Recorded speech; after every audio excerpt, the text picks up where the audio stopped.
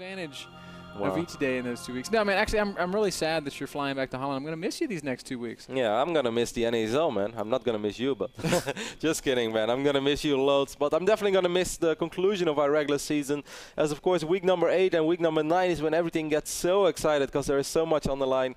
Unfortunately, guys, some things are out of our control, and we tried to make it happen in time, but I'm going to have to go back one more time to sort out some visa stuff. The Dutch people, they just miss me so much. They said, no, you're a crucial part of our nation. We cannot let you live in the USA. USA said, we really want you here. You would be a great asset to our economy and to the face of the American people. So basically, it's like the Dutch... I don't think those are the words that Customs used last time you entered the country, bro. So basically, it's the Dutch government. Dutch government trying to hold me in Holland, and the US government really wanting to give me that blue book. They said it's already printed. Here's your American passport. I said, well, guys, one step at a time. It's just first base for now. I might check out your country for a little while longer. So I'm gonna have to go back one more time. So unfortunately, I will not be here for 2 weeks. It will be sad, man. I'm going to miss everything. But Kev, you don't have to play it. We all know that you really want to be an American. I don't want to be an American. And when you get that blue book, you're going to stand up on top of the bitter truck and you're going to sing, I'm proud to be an American. If I ever end up with a blue book, man, I will stand on a truck and sing West Virginia. I drive Route 66. That's like the most American thing to do ever. Harley Davidson, grow out your hair like Rhett, just like drive across the countryside. Yeah. I would love to drive through the US on a Harley Davidson together with Red. Red is also like the ultimate biker. I can totally see Red rocking like a real Harley Davidson beard as well. Yeah. And with a high steering wheel, it would be so awesome, man.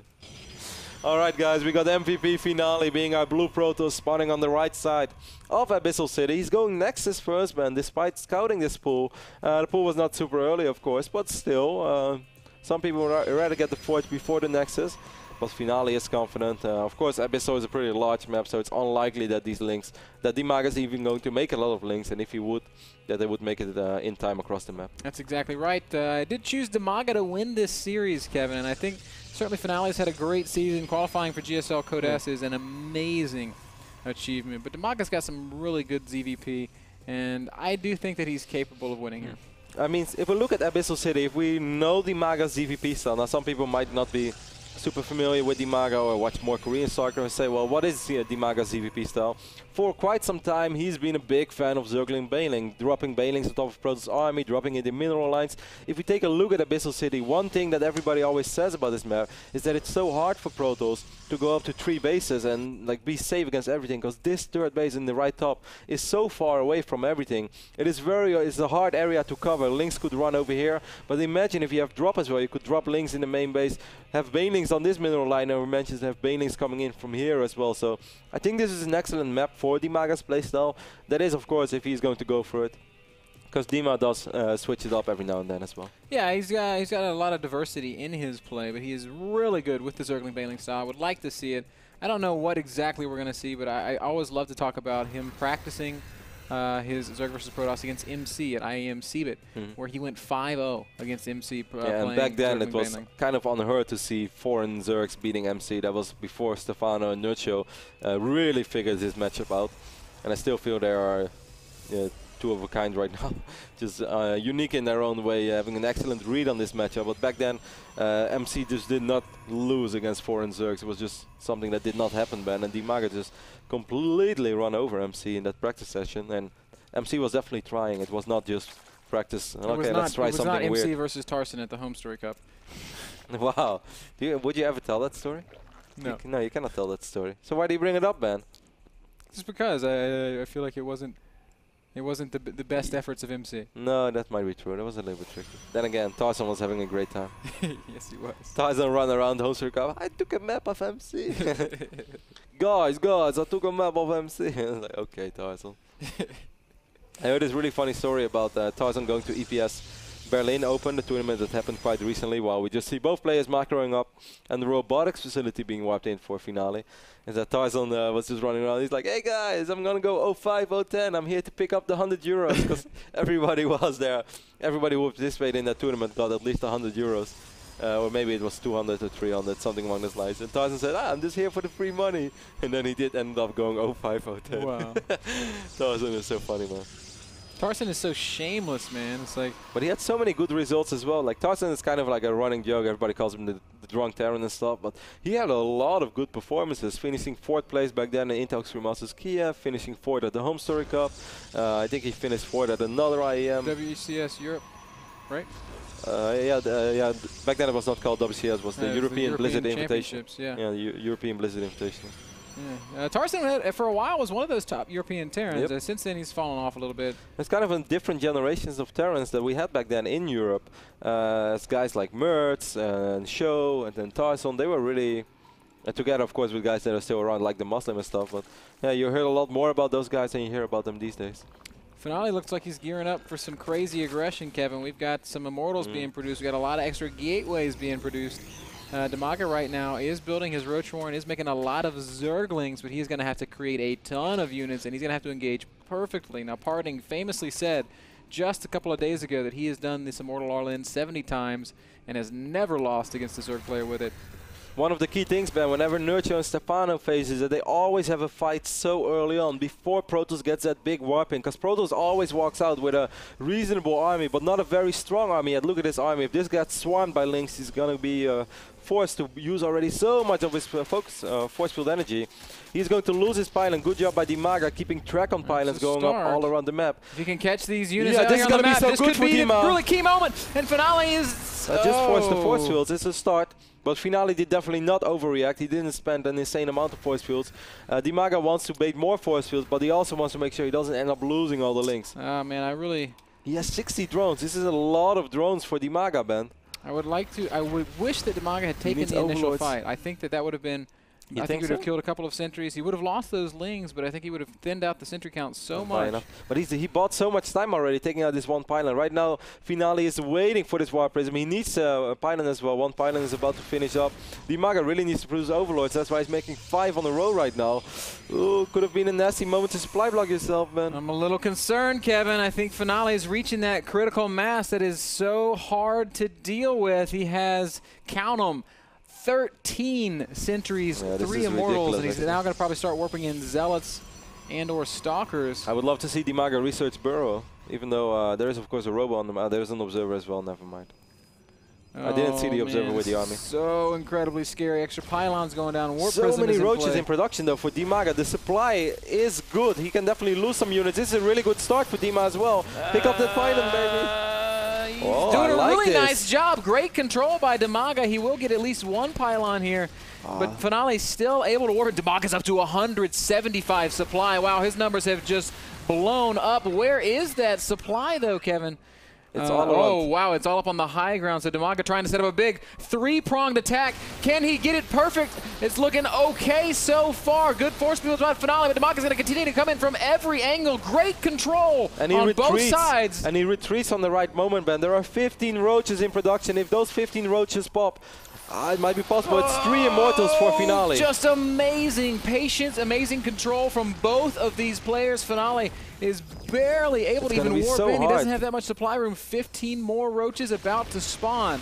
It's going to be so hard for Dima to engage this perfectly because there are so many force fields. Once more, we see quite some roaches. Oh, I like this angle. I like it a lot. More roaches coming from behind, but Finale has again landed some fantastic force fields. Immortals are taking some heavy damage. That's one. Just 2 Immortals remaining. If DIMAGA can pick off one more Immortal, I think DIMAGA has done it, Ben. It's looking closer and closer. Finale supply dropping rapidly. And look at DIMAGA crushing through the Immortals. Oh, great pickup there. Saves the Immortals, so Finale not dead yet.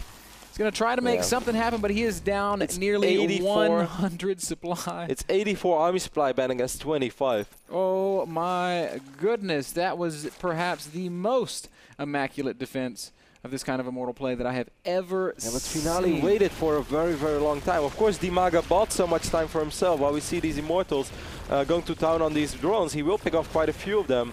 But this doesn't really matter as DIMAGA has so much lava, so much money, and such a big advantage. Share nearly 40 kills between them. Drones, roaches, Zerglings, they've been very, very busy. Finale is going to have an incredibly difficult time securing a 3rd base, Gav.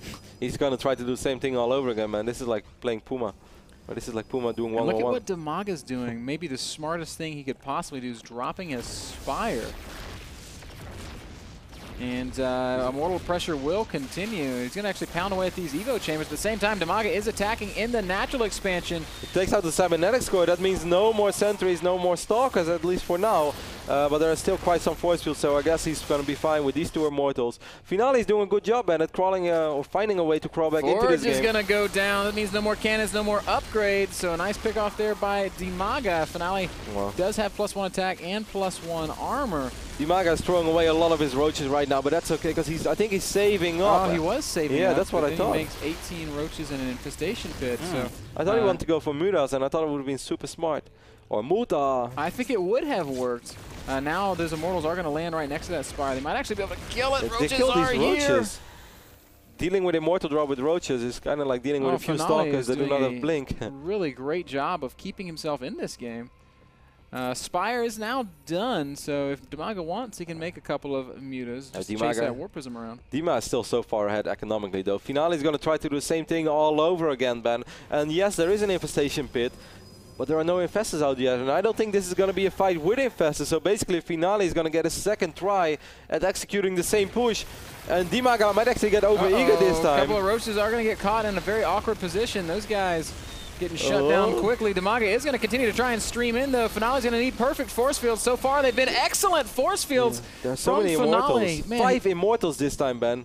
They're going to just hammer through these roaches. The roaches are not going to get it done here. Wow, DIMAGA needs a different kind of an answer. It's 125 supply to 170. Army supply 110 to 80. He did not start the pathogen glands yet, so it's definitely not going to be infested. It's going to just be a pure roach defense once more.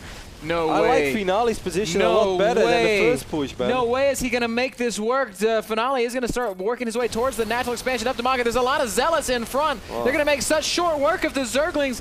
Roaches have no chance against this many Immortals, and DIMAGA is in terrible trouble right now. His supply dipping down to 150, 140 supply now. Down below 130, Finale unbelievably has a supply lead. The roaches will melt away. And that has got to be it, man. DIMAGA GG's Finale. If at first you don't succeed, try again. It's unbelievable that Finale pulled it off. But Ben, I can't help to feel that DIMAGA got too careless with his roaches while he was attacking the cybernetic score and the force. He lost so many roaches, and he made that Spire, and he was saving up so much. He had money for like 15, 16 Mutalisk. He would have killed everything immediately. I completely agree with you. He had the right idea with the Muta switch. I have no idea why he chose to make all of those roaches. That was certainly...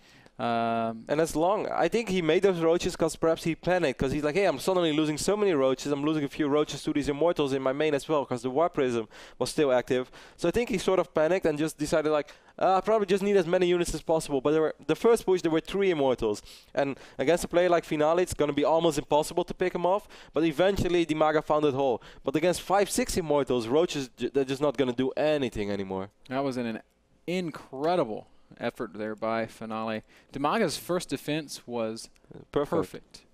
He bought so much time for himself, picking up the pylons, picking up another pylon, picking up the probe before it began, forcing some force fields early on. DIMAGA did everything right. This push could have basically been the same push and arrived 1 minute quicker. And on a certain moment, Finale just felt, okay, I have so many sentries, I'm not even going to rush this anymore. I'm just going to, it's almost like leapfrog with my Protoss army, as long as I make perfect force fields. But DIMAGA had so many units that he was able to defend. Incredible game, man. It was brought to you guys by Squarespace, all tools you need to build an exceptional web page. Check out their software at nasl.tv/p/Squarespace. Guys, please check out these sponsors, as they are the reason we're able to do what we do here. We're going to take a short break. Game 2, DIMAGA versus Finale. Man, I hope it's half as good as that last one. We'll be right back.